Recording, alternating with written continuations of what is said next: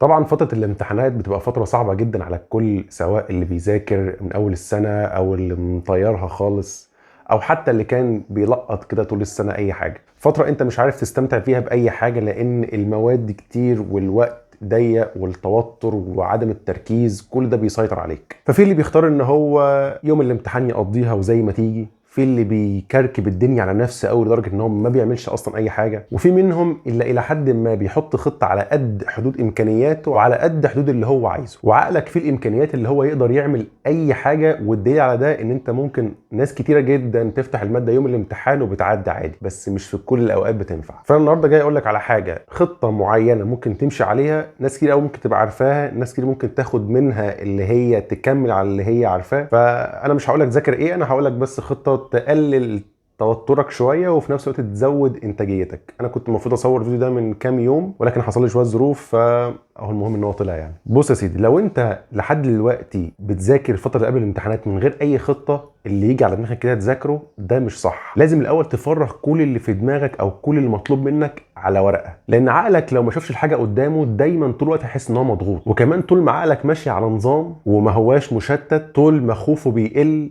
وبيهدى شويه، وطول ما عقلك ماشي بعشوائيه، طول ما هيحس دايما ان هو خايف ومضغوط، وكل ما يفتح كتاب هيفتكر ان هو مش مذاكر حاجه فهيضطر يذاكرها، والدنيا هتحس ان هي متكركبه عليه ويقفل كل حاجه ويتجه لاي حاجه يخرج الزهق ده، يفتح نت، يتفرج على مسلسل، على فيلم، يخرج ينزل مع اصحابه، يهرب من الضغط اللي عقله حطه عليه. فخلينا متفقين ان انت لازم تمشي بخطه معينه. كل واحد اكيد بيكون له الحاجه اللي هو اتعود عليها من صغره، ازاي يهندل الفتره دي. ولكن انا هقول لك تجربتي الشخصيه في الموضوع، جايز تنفع معاك وجايز لا، جايز تستفيد منها بحاجه ايا كان. يعني الفكره كلها ان انت بتجيب مثلا كشكول او ورقه فاضيه تكتب فيها كل حاجه مطلوبه منك. مثلا انت عندك وليكن 7 مواد، يبقى ماده 1 ماده 2 ماده 3. جنب كل ماده تكتب مثلا المحاضرات اللي انت ما فتحتهاش من اول السنه، ده لو انت يعني ما ذاكرتش، او لو انت بتذاكر وعايز تراجع فانت بتكتب برضو كل المحاضرات اللي انت عايز تراجع عليها جنب كل ماده. ماده 1 مثلا 7 محاضرات، ماده 2 6 محاضرات، وهكذا. عندك امتحان عملي، اوسكي، شفوي، كل حاجه بتكتبها. الخطوه دي انت بتفرغ عقلك من كل اللي هو عمال يفكر فيه على ورق علشان يشوف قدامه ايه المطلوب منه. دي الخطوه الاولانيه. الخطوه الثانيه انك بتجيب الكالندر بتاعك او التقويم اللي على تليفونك، وبتجيب جدول الامتحانات بتاعك، بتجيب مواعيد امتحان الاوسكي او الشفوي، اي التزامات بمواعيد بتجيبها قدامك، وبتكتب مثلا الامتحانات تبدا من يوم الفلاني، عندي امتحان اوسكي مثلا يوم كذا، عندي امتحان اوسكي القسم تاني يوم كذا، عندي امتحان شفوي اليوم كذا. بتكتب كل المواعيد اللي مطلوبه منك، مع العلم طبعا ان انت بتسيب مثلا الامتحان الاوسكي قبليها مثلا بيوم، هتذاكر للاوسكي القسم ده. القسم الثاني هسيب له يوم قبل هذاكره للقسم للاوسكي بتاع القسم ده. امتحان الشفوي مثلا هسيب له يومين. فانت الايام اللي فيها الاوسكي او الشفوي قبلها مثلا بيوم، انت خلاص انت اليوم ده للاوسكي، اليوم ده للشفوي، وبتشوف ايه الايام الفاضيه اللي انت هتشوف المواد دي تقدر تذاكرها فيها ازاي. عندك مثلا 3 ايام فاضيين من اول النهارده لحد فتره الاوسكي، ومثلا 5 ايام من بعد الاوسكي لحد فتره الامتحانات.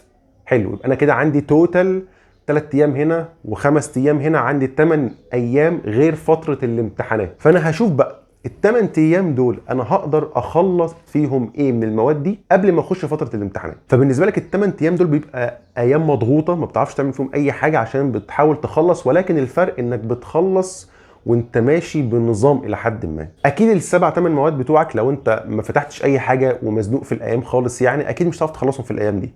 فانت بتشوف ايه المواد اللي انا ممكن اقدر اخلص فيهم جزء كبير في الايام دي، وايه المواد اللي اقدر اخلصها في فتره الامتحانات. يعني مثلا ماده 1 دي ماده سهله شويه وقبلها في الجدول 3 ايام، فخلاص ماده 1 انا هقدر اذاكرها قبل الامتحانات او قبل اليوم الامتحان بتاعها في ال3 ايام بتوعها. خلاص ماده 1 كده اتشالت.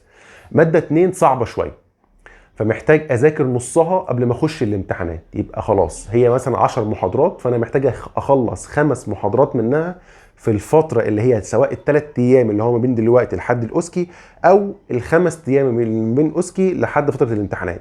فهشوف ال5 محاضرات دول اقدر اعملهم ايه. هل انا شخص ممكن اخد ال5 محاضرات ورا بعض؟ يعني مثلا هاخد بكره 3 محاضرات واليوم اللي بعده هاخد محاضرتين، ولا انا محتاج مثلا ممكن كل يوم محاضرتين مع شويه من ماده تانية، على حسب انت بتحب ايه.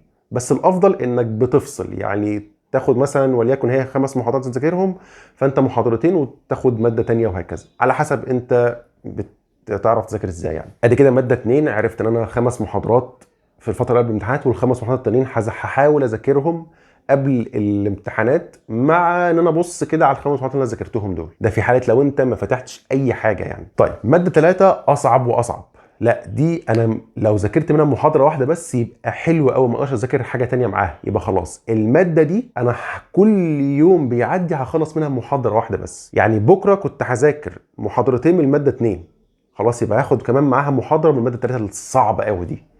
فماده 3 انت محدد كل يوم بتاخد منها محاضره، على ما تيجي على الامتحانات هتبقى مثلا مخلص منها 8 محاضرات، فده نسبه كويسه قوي منها. يبقى انت كده الى حد ما خليت في اوقات بتاعه الاوسكي خلاص لغيتها ان دي للاوسكي، للشفوي ده للشفوي، وشفت الايام الفاضيه اللي ما بين دلوقتي لحد الاوسكي وما بين الاوسكي لحد الامتحانات، وانت بقى بعينك انت على حسب المواد اللي عندك تقدر تشوف المواد دي تقدر تخلص في الامتحانات في ايامها، ولا صعبه محتاجه اقسمها على الايام دي. الخطه دي ميزتها ان انت بتفرغ كل اللي عندك في ورقه، بتقول لعقلك ان انت ماشي على نظام حتى لو مش مظبوط بنسبه 100%، لان استحاله اخلص كل ده، ولكن لو قعدت افكر بمثاليه فانا مش هذاكر اي حاجه. بتبقى داخل على اليوم المذاكره عارف ان انت وراك حاجات كتير قوي لازم تخلصها، ولو ما خلصتش ده هيجي على اليوم اللي بعده، فبتلزم نفسك ان انت النهارده تقفل كل المشتتات اللي حواليك وتخلص المحاضرات اللي عليك النهارده. تنفع معاك سواء انت بتراجع اصلا، فانت هتعمل الخطه بقى اللي انا عايز اراجع من الماده دي كام محاضره، او لو انت ما ذاكرتش فانت بتحدد ان انا عايز اذاكر، وده طبعا بتختلف من اللي بيراجع ومن اللي بيذاكر. اكيد اللي بيراجع هيبقى اسهل له شويه، بتخليك تركز في اللي قدامك، ان انت عارف ان اي حاجه تانية هي ليها اليوم بتاعها هذاكرها فيه، فبتقلل توترك لحد ما وبتخليك تركز في اللي انت بتذاكر فيه. فسواء انت كنت عارف دي او مش عارفها، حاول الى حد ما تجربها، ممكن تنفع معاك، وربنا يعينكم ومعاكم ان شاء الله. شكرا.